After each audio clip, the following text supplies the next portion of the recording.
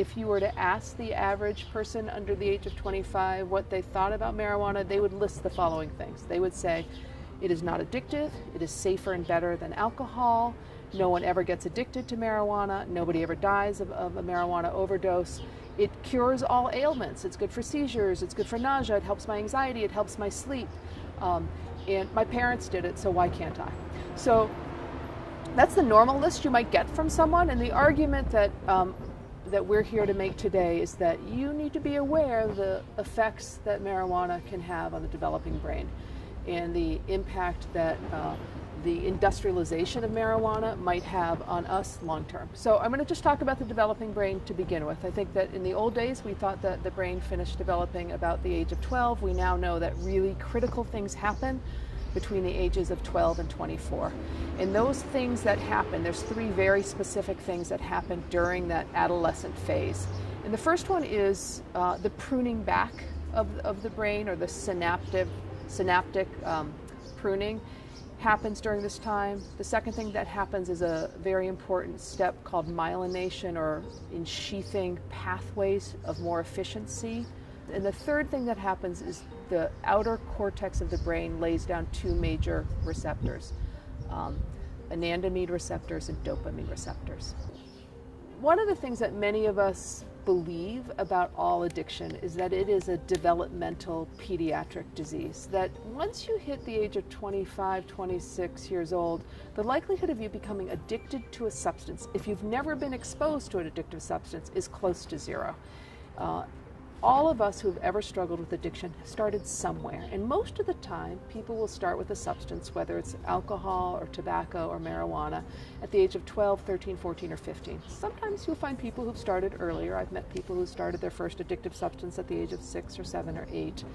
But it's extremely unusual to meet somebody whose first exposure to an addictive substance started at the age of 24, 25, or 26.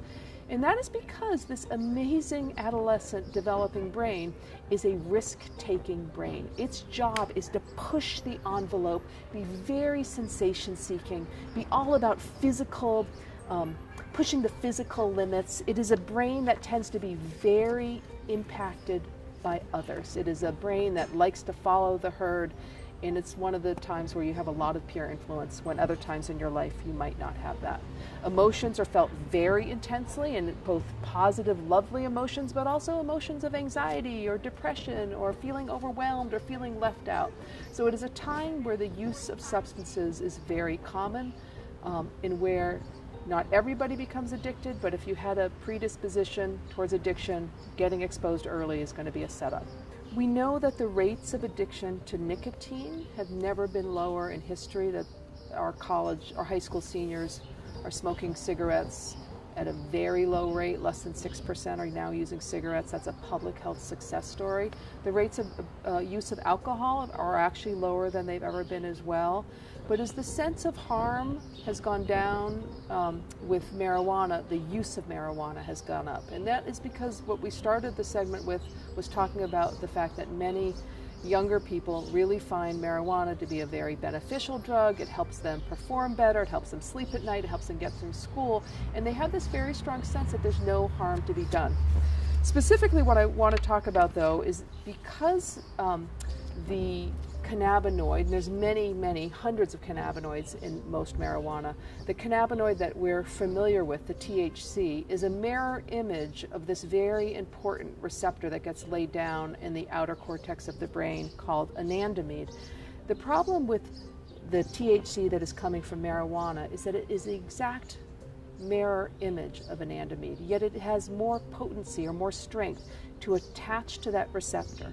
What anandamide does in the brain is it helps determine what gets pruned back and what gets myelinated. So this really critical natural endocannabinoid called anandamide in the brain is very disrupted by THC. So we know with a lot of science behind this that THC disrupts brain development in an adolescent developing brain. And all that we're trying to do is to help protect young brains so that they can grow to be adult brains without having a lot of disruption. I want to make clear that I actually think that the use of the marijuana in adult isn't any worse than the use of alcohol. I actually think that the two drugs are very similar. I don't advocate for the use of alcohol in the adolescent brain either. That when you look at people who abuse or use alcohol, or people who abuse or use marijuana, they're individuals who I actually think shouldn't be driving a car, who shouldn't be operating on my knee in the operating room, who shouldn't be putting the lug nuts on my tires. I think it influences your ability to make good, careful decisions. I think it influences your ability to have fast reactions. Having said that, I don't think it's more harmful than alcohol is in the adult brain. What I'm arguing here is that the developing brain under the age of 23, 24 really should not be regularly using marijuana at all. The data that we have in this country is pretty poor on marijuana, partly because you can't study an illegal or a Schedule I drug with federal money. So a lot of the studies that are done on marijuana are done in other countries. Some of the better known studies come out of Australia and New Zealand. There's a well-known study called the Dunedin study, which follows people born in 1972 and 73, and it follows them over a period of almost 30 years, from the age of 13 to the age of 38. And it looks at those individuals in a variety of ways. It looks at what health consequences are. It looks at rates of satisfaction with life, ability to attain long-term goals, and IQ. And what the Dunedin study shows is several things. One, it shows an 8-point drop in IQ for those individuals who started marijuana under the age of 15. By the time they hit 38, it shows a significant sense of I didn't attain the goals I wanted to attain. And interestingly, it does not show strong health consequences outside of poor oral hygiene. Otherwise, the health consequences between the two sets of individuals, those who used marijuana starting at a young age, as they progressed over the next 20 or 30 years, were not worse. Having said that, and Paul's going to go into this detail more, the type of marijuana that was being used in all of those studies and all of the studies done in the last 30 years is the old marijuana that has a very low THC. I'm Paul McNeil. I'm a substance abuse prevention specialist here in Western Massachusetts. I am working with Ruth Potee, Dr. Potee, on educating young people and parents alike, the voting public, on what legal marijuana, but most importantly, commercialized marijuana, what that means or could mean for us states looking at legalizing it, and stuff that we've learned from states that have already legalized commercialized, marketed, industrialized marijuana. The thing I'll start talking about is the difference in this marijuana compared to the marijuana of the 70s and 80s. So marijuana back in the 70s was sort of this skunk weed that was anywhere between 2 and 5% THC, which is tetrahydrocannabinol, which is one of those hundreds of cannabinoids, and that's the one that gets you high. That's the one that makes you feel good, that feel-good chemical. What we're seeing now in 2016 is a significant increase in the percentage of THC in marijuana. So we had 2 to 5% about in the 70s, and what we're seeing around now is anywhere between 15 to 20% as the average THC content. And that can even increase up into the high 90% with concentrates that are being produced for edibles, for dabs, which is something that is being used and sold in an incredible market in Colorado. People are looking for dabs, which are really high concentrates of marijuana, really high concentrates of THC in a marijuana product. To get an idea of what that difference is and that change in THC, it really is kind of like taking a 1-ounce shot of whiskey in the 1970s or having an 8-ounce glass of wine in the 1970s. Then you fast forward to 2016, instead of having an 8-ounce glass of wine, that 1-ounce shot of whiskey, which they're about comparable as a drink, that 8-ounce glass of wine, if that were an 8-ounce glass of whiskey, that's the shift we've seen in potency in marijuana since the 70s into 2016. So it's incredibly potent. It's explicitly not the same marijuana that our parents smoked when they were younger. So we're dealing with a unique substance right now. As far as addiction, people are concerned with the idea of, well, why wouldn't we legalize marijuana when we have legal alcohol, and alcohol is incredibly addictive? Tobacco is even more addictive. Why not have legalized marijuana when it's not either not addictive at all or hardly addictive? And we do know that you're way less likely to become dependent on marijuana if you wait to use marijuana until the age of 21 to 25, where your brain is much more resilient, much less inclined and less likely to develop a lifelong habit. But it's that 14, 15-year-old window of brain training that's happening, where if you find solace, if you find a habit that feels good, your brain locks onto that and it'll stick with it for as long as possible. And if you don't find a healthy habit, that negative, unhealthy habit could stick with you in really negative ways later on in life.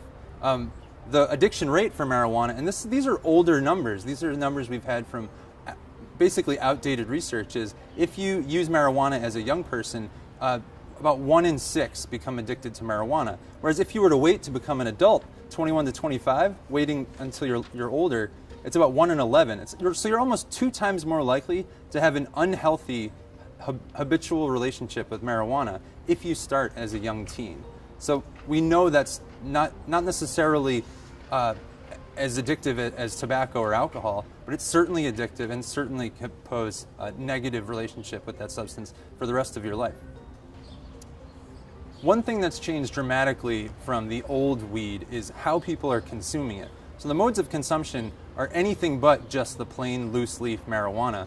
We're looking at products right now in Colorado. Over 50% of the market has been in high concentrate edibles or very high concentrate products, like we have green crack wax, we have hash oil capsules, earwax, butter, butane hash oil, shatter. These are all high concentrate products. These are upwards of 90 to 99% THC. And again, that's the chemical compound that feels good. It's the thing that eventually gets you hooked because it feels so good. So that's an incredibly high concentrate of THC. And these are the products that are making most of the money in Colorado for the industrial market, for the commercialized market. And I think people deserve to know that when they're inviting in a marijuana market into their community. Other modes of consumption are soda, coffee. Vaping is something that has been done. A lot of people think that vaping isn't nearly as harmful because it's not a combustible way of consuming marijuana, so it's not like smoking it with a lighter and with loose leaf marijuana.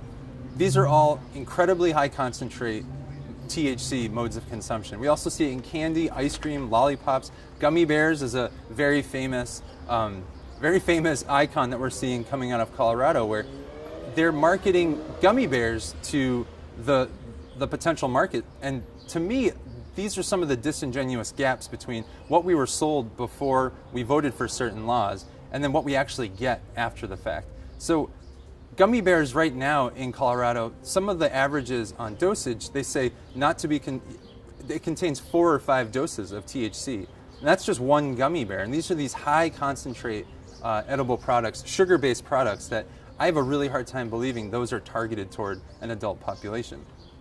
One of the harms we see from marijuana use is around what people do after they smoke marijuana compared to what people do after they, say, use alcohol or use another drug. When someone gets behind the wheel after they've been drinking, they're about 4 times more likely to get into a car crash or an automobile accident. If someone gets behind the wheel after consuming a marijuana-based product or smoking weed, they're 2 times more likely to get into a car accident. So it's by no means harmless.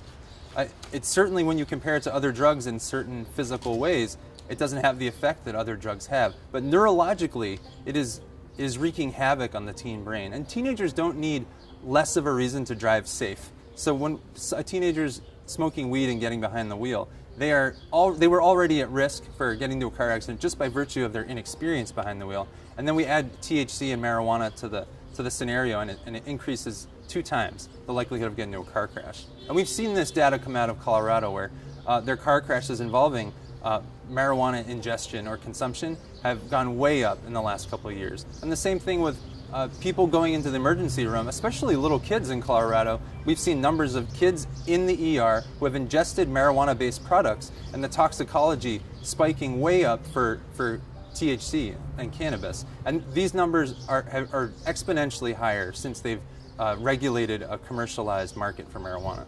An addictive substance being sold for profit absolutely must target young people to have a viable future. If a marijuana market, just like with tobacco, which we saw for 30 years, and we've been trying so hard in the public health field to decrease tobacco rates, to decrease alcohol rates, and they still to this day have to target younger people because those younger people are the long-time users and the higher dosage users of those products. And it will be in no way different for marijuana. And that's what we're seeing already with sort of cartoonized, candified marijuana products in Colorado. The idea of it being much less harmful than other drugs like alcohol and tobacco, which we have a legal market for, there's a lot of truth to that, but there's also some very unique differences about marijuana that I think every consumer needs to know about. The idea that no one's ever died from marijuana use physiologically is true because you can't overdose from marijuana use like you can with alcohol. There's something about the brainstem in marijuana use that it doesn't make that suppression of your system the way that other drugs do. So you can't overdose from marijuana. What you absolutely can do, this is happening in spades since it's been legalized in Colorado, is there are traffic fatalities that are absolutely the result of being distracted and having your hand-eye motor coordination delayed because of marijuana use before you get behind the wheel.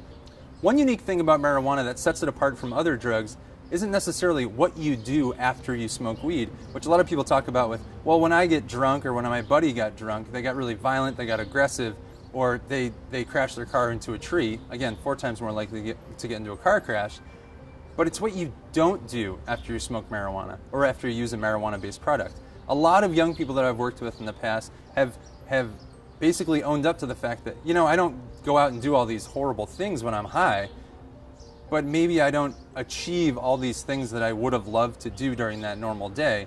And especially when you ask a young person, well, can you think of anyone that you know that's like so stoned that they're basically useless or incapacitated? And they can all think of someone who smokes too much weed. And so that's the kind of relationship I want people to be aware of, that there is a relationship with the substance that does exist like that.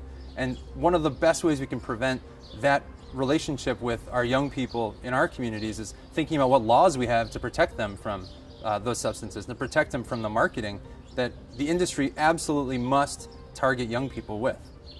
So I'm going to just talk a little bit about the mental health consequences of marijuana. A lot of us turn to substances when we're adolescents because we feel badly, we want to feel different, and for many people they'll say, I smoke weed first thing in the morning because it helps me get off to school, and then sometimes I just, cross the street during lunch hour and I vape a little bit more and it helps me get my homework done after school, and then I use it at dinner time to interact with my parents, and I can't really sleep without it.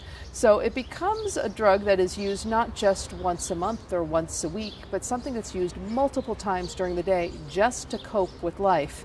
If you can imagine me describing that with alcohol, and I said, yeah, I took a couple nips before I went to school. I went across the street and had a quarter pint of vodka at lunch and then went home and had 7 more drinks. I think most people listening to this would be horrified. Yet that is what many of our teenagers are doing in order to cope with life. It gives people often a sense of decreased anxiety. It gives them a sense that their sleep can be better. But first of all, can you imagine many healthy ways that you could interact with your anxiety or your sleeplessness that would change it without turning to any substance? What if you were somebody who learned to meditate or exercise more or go to yoga class or learn to read a book or just laugh with friends or be with friends to decrease your worry and anxiety? There's so many healthy ways that many of us could decrease our anxiety and our insomnia. There are lots of studies that look at earlier onset or greater onset of really serious mental health disorders like schizophrenia being associated with marijuana. I think most of us think that there is that connection. There are not huge numbers, but any increase in schizophrenia in society is not a positive benefit. The second thing is that we do find that when people have used marijuana for a prolonged period of time, it no longer actually helps them with their anxiety. Their anxiety becomes much worse. So I take care of a lot of 20 to 26-year-olds who started using marijuana as teenagers. They're trying to stop their marijuana use, they're really struggling with stopping, and their anxiety is through the roof, and it becomes really hard to get on top of it. So our job today is to talk to you about the fact that actually this is a natural plant that grows in the ground, often in our backyards, but its health benefits likely are overstated. It's not harmless. It can be harmful for some people, and both Paul and I would argue that in a developing brain, we want those brains to be have as little exposure to addictive substances as possible. So if you're living in a state that is hoping to make recreational marijuana legal, we would argue that you should check your facts, you should follow the money, you should get a sense of where the biggest lobbies are coming from this product, and ask yourself whether you really want to have a generation or two that's kind of checked out, amotivated, sitting on the couch, making not great decisions about their long-term futures. So thanks for joining us today.